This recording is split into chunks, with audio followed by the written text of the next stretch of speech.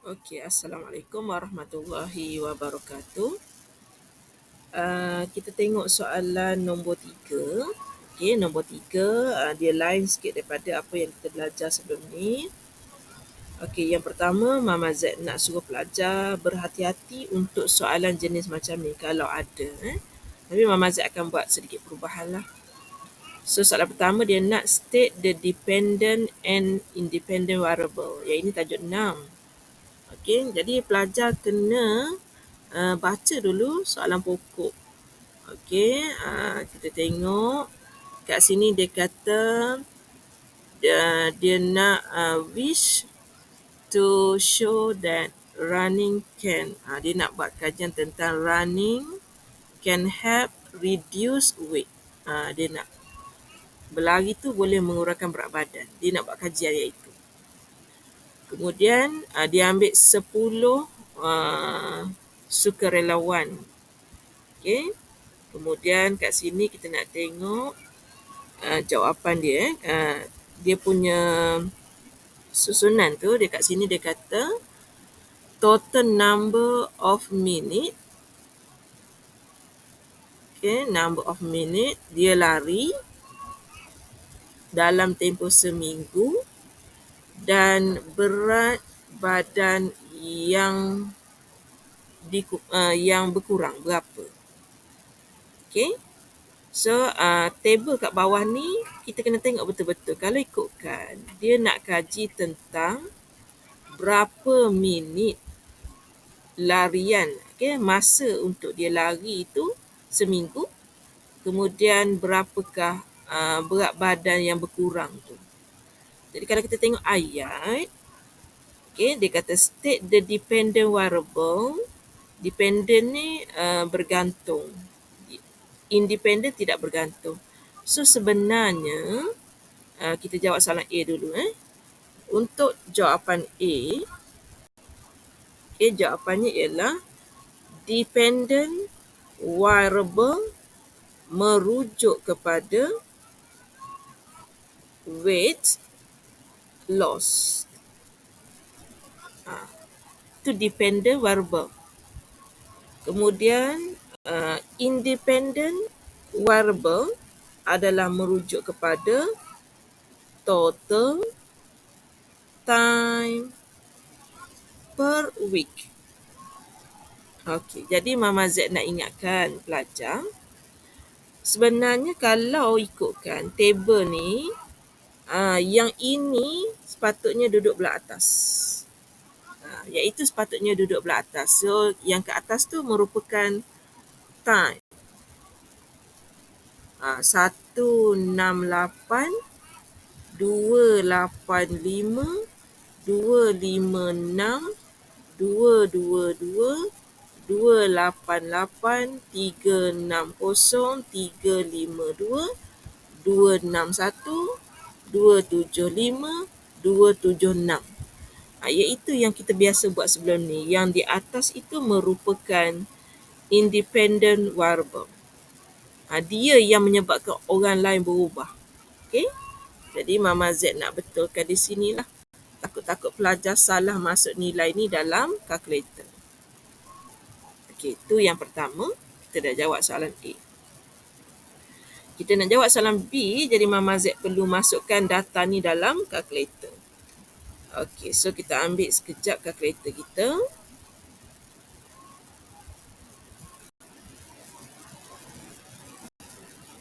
Okey. So, kita masukkan. Okey, saya cuba clearkan data dahulu. Okey, mod. Nombor 3, statistik. Nombor 2. So, kita masukkan. So, add kita sekarang ni masa. 168. Okey, 285. 256. 222. 288. 360. 352. 261. 275. 276. Okey, itu nilai X. Manakala dependent variable pula merujuk kepada berapa berat yang boleh kita turunkan. Okey, so yang pertama tu 1 kilo, 2.5 kilo, 2 kilo, 1.5 kilo, kilogram 3 kilo, 4 kilo, 4.5 kilo, 2 kilo, 2.5 kilo, 2 kilo. Okey, so sekarang ni saya nak dapatkan data-data kita. Shift 1 sum, kita ambil dulu jumlah X. So jumlah X ialah 2743. Okay, so kita tulis dekat sini. Jumlah X ialah 2743. Kita akan cari beberapa nilai lagi. Jumlah X kuasa 2. Okey, jumlah X kuasa 2, kita tekan kalkulator, shift 1, ambil sum. Okey, ambil nombor 1. Okey, so kita dapat 780 639. 780 639. Okey, kita teruskan lagi cari jumlah Y. Jumlah Y kuasa 2. Okey, shift 1, sum, jumlah Y nombor 4. So, Mama Z dapat 25. Okey, shift 1, sum, Mama Z ambil nombor 3. 70. Jumlah Y kuasa 2. 73. Okey, kemudian kita cari lagi jumlah XY. Shift 1, sum, nombor 5. So, Mama Z dapat 73, 75. Lepas ni sebab kita nak cari A plus BX, Mama Z salin sekejap. Jawapan ni guna pensel. Jawapan ni kita salin guna pensel sahaja. Okey, nilai A kita nanti bila awak tekan kalkulator ni, shift 1, awak tekan regression, awak ambil nilai A tu nombor 1. Awak akan dapat nilai A nanti nilai A nanti negatif 2.4, 2.5. Nilai A 2.527. 2.527. B, kita kira nilai B pula. Shift 1, regression, nombor 2. So, Mama Z dapat. Mama Z dapat 0.018. Katakan pelajar nak ambil sampai 3. Boleh, tak ada masalah. Kalau nak berhenti sampai 8 pun tak ada masalah. Bergantung kepada soalan. Ataupun dalam soalan dia bagi tahu nak berapa desimal. Correct to 3 decimal places. So, 3 decimal places dia nak. Kemudian, Mama dah salin nilai A dengan B. Dan nanti kita try tengok seterusnya Mama Z akan gunakan ni rumus. Rumus di depan. Mama Z nak jawab soalan B sekarang. So, kita akan dapat nilai B dahulu sama dengan N kita. N kita 10. Darab dengan 7375. Tolak dengan 2743 darab 25. Semua ni per dengan 10. 780 639 tolak dengan jumlah X kita 2743 kuasa 2. Okey, clue untuk pelajar. Untuk nilai B ni, kita salin sebiji seperti jawapan tadi. Dan kita kena ingat soalan minta 3 decimal places. Okey, dah siap jawapan B. Mama Z padam lah. Okey, sekarang Mama Z nak cari nilai A pula. Okey, nilai A pula. A sama dengan 25 per dengan 10. Tolak, rumus kata tolak nilai yang tadi darab dengan 2743 per dengan 10. Yang ini kita tak boleh ambil jawapan kalkulator, tapi gambaran tu kita boleh tengok ada negatif. So, kita boleh kirakan. Okay, sekejap Mama Z clearkan dulu. Okay, 25 per dengan 10. Okay, tolak dengan 0.018 darab 2743 per dengan 10. So, Mama Z dapat. Salah kira ke? 25 per 10. Oh, salah. Semula 25 per dengan 10.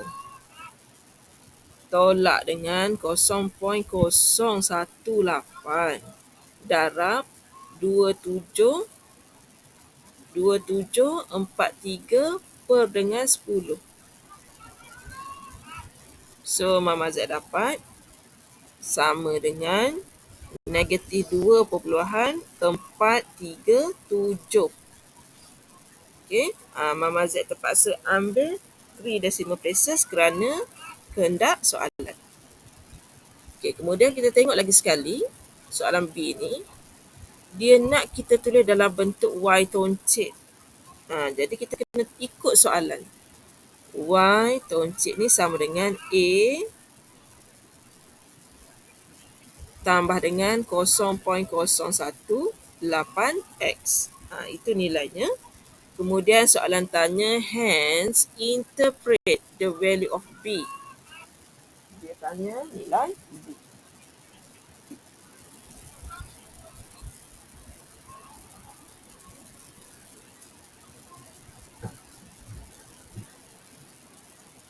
Okay. So nilai B kita kalau kita boleh jawab. Okay. 1 unit X meningkat.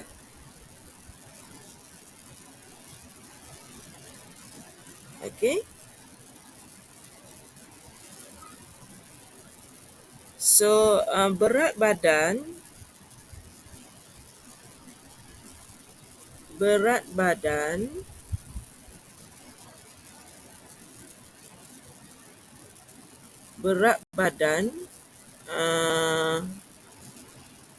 nak buat loss. Berat badan, sebab dia guna perkataan tu berat badan berkurang. Sebab dia memang guna perkataan weight loss. Berat badan berkurang sebanyak 0.018 kilogram. Itu cara dia. Okay, cara nak bagi jawapan dalam bentuk bahasa Melayu lah. Kalau nak bahasa Inggeris, means that for every minute increase in total time per week, the weight loss increase by 0.018 kg. Itu kalau nak buat dalam bahasa Inggeris. Okey, kemudian Mama Z jawab soalan C di sini. Okay, estimate the amount of weight loss if a person ran for 4 hours in a week. Correct to 2 significant figure. Kena hati-hati. So tadi kita ada Y toncik sama dengan negatif 2.437 tambah 0.018 dan dia kata sebanyak 4 jam. Kita buat kajian tadi dalam minit. Jadi kalau 4 jam, 4 jam darab dengan 60 minit. So kita ada 240 minit. Jadi kena alert. Buat pertukaran yang ini kena alert. Okey, kita tengok jawapan kita. Negatif, saya alihkan sikit.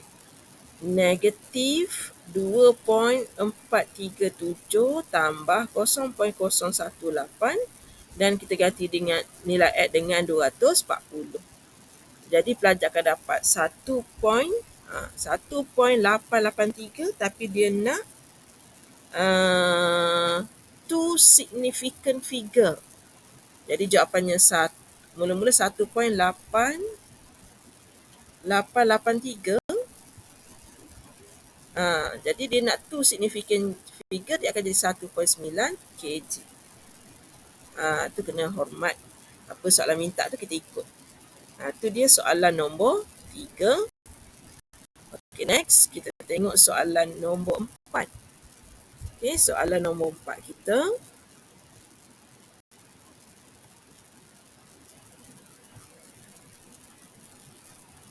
Okay, kita tengok soalan nombor 4. Okay. Untuk soalan nombor 4, the table above shows the price and quantity of 3 types of sauce sold by a shop untuk tahun 2017 dan 18, dan dia dah mention kat sini tahun base-nya adalah 2017. Okey, dia suruh kita kira lepas tu interpret. Okay, kira dan interpret. Soalan A dengan B, kira dan interpret. Yang pertama, Partial Quantity Index. Rumus dia dulu. I sama dengan jumlah Q1 P1 per dengan jumlah Q0 P1 darab dengan 100. Kita rujuk dengan senarai rumus yang Mama Z bagi dekat you all tu. Okay, rujuk yang itu. Okay, dia nak partial quantity. Okay, partial quantity Q1. Q1, P1, okey, betul dah. Sekarang kita nak ambil nilai pula. Yang pertama, Q1 kita ialah 22 darab dengan RM25.20 tambah dengan, okey, yang kedua, RM38 darab RM17.10 tambah 60 darab RM11.30. Okey, selesai. Perkan dengan yang bawah tu pula. Rumus dia adalah Q0 P1, Q0. So kita ada kat situ 35 darab 25.20 tambah 45 darab RM17.10 tambah dengan 50 darab RM11.30. Okey. So kita akan kira bersama-sama di sini. Awak buat dulu pecahan untuk soalan ni, okay, supaya mudah kita kira. Okay, pecahan. Okay, yang atas 22 darab 25.2 tambah 38 darab 17.1 tambah 60 darab 11.3. Tu yang atas. Yang bawah 35 darab dengan 25.2. Okey. Saya buat kurungan pula, tak apalah. Tambah dengan 45 darab dengan 17.1 tambah 50 darab dengan 11.3. Okey, darab dengan 100.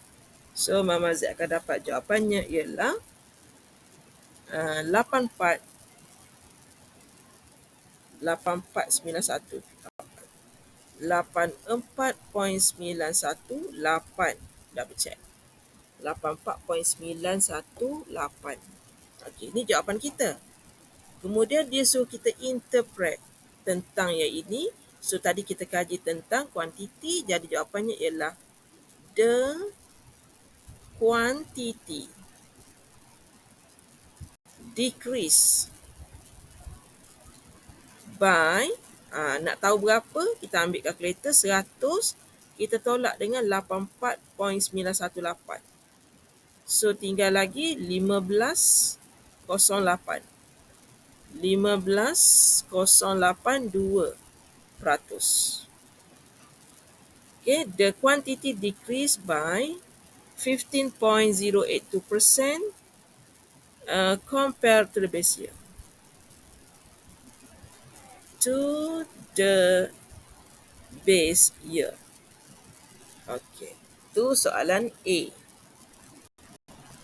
Soalan B, dia tanya less payers price. So rumus dulu. I sama dengan jumlah Q kosong P1 per dengan jumlah Q kosong P0 darab dengan 100. So kita dah ada rumus sekarang. Q kosong dulu. Q kosong kita dah dapat tadi 35 darab dengan RM25.20 tambah 45 darab RM17.10 tambah 50 darab RM11.30. Okey, manakala yang di atas, yang di bawah pula kita nak buat Q kosong. Q kosong kita, kalau kita tengok soalan, Q kosong kita ialah Q kosong. Okey. Dia cuma ubah nilai belakang.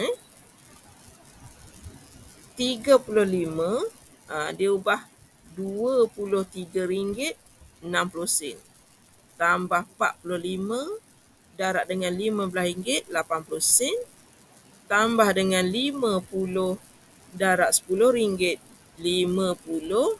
Okey, sekejap. RM10.50 dan darab dengan 100. Okey, kita kira. Kita buat pecahan siap-siap. Untuk yang atas, 35 darab 25.2 tambah 45 darab 17.1 tambah 50 darab 11.3 per dengan 35 darab dengan 23.6 tambah 45 darab 15.8 tambah 50 darab 10.5. Jangan lupa darab dengan 100. So, mana Mama Z salah? Ada salah lah tu kalau jawapan pelik-pelik ni. Salah lah tu. Kita kira molek semula. Bismillahirrahmanirrahim. 35 darab 25.2 tambah 45 darab 17.1 tambah 50 darab 11.3.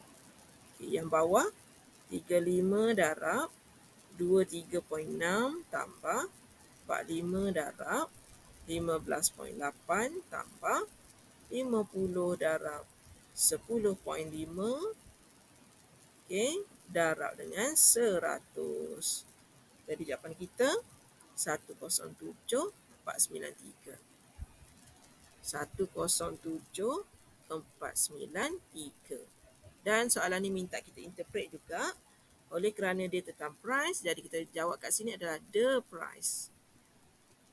The price increased by 7.493% compared to the base year. Okey, selesai soalan nombor 4B. Okey, 4B selesai. Soalan C. Different between Parsi price index and the less payers price index. Dia nak perbezaan. Okey, kalau Mama Z boleh tulis rumus dekat-dekat. Mama Z tulis rumus dekat-dekat supaya awak nampak perbezaannya. Yang pertama, Mama Z nak tulis rumus.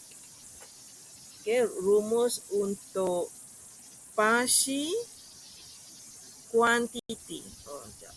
Parsi quantity index sama dengan jumlah Q1 P1 per dengan jumlah Q0 P1 darab dengan 100. Manakala rumus untuk less payers price index pula, kita tengok rumus dia, Q0 P1 per dengan jumlah Q0 P0 darab dengan 100. So, soalan tanya perbezaan di antara yang merah dengan yang hijau. So, Mama Z ambil warna biru. Mama Z highlight benda yang sama di sini, iaitu P1 per P1 sekarang kita panggil dia weightage ataupun kita panggil dia pemberat. Manakala yang ini Mama Z buat warna kuning, yang sama atas dan bawah ialah Q0. Itulah dia punya kata kunci kepada penerangan. Jadi kita boleh cerita pasal Parsi quantity index. Tadi Parsi quantity ke Parsi Parsi quantity index use P1 as weight. Dia menggunakan P1 as weight. Okay. Whereas less payers price index use Q0 as weights. Itu cara kita nak tengok perbezaan di antara kedua-duanya. Iaitu kita tengok, kita cari apa yang menjadi pemberat. Kalau di sini yang warna biru ni adalah pemberat dia. Kalau yang less payersnya, pemberatnya yang Mama Z sedang buat ni lah. Yang pemberatnya yang ini. Okay? Bukannya dia suruh cari perbezaan tu, dia suruh tolak. Bukan. Dia nak tahu apa benda yang kita kira untuk Parsi quantity dan juga less payers price ni. Okay, so kita dah selesai soalan nombor 4.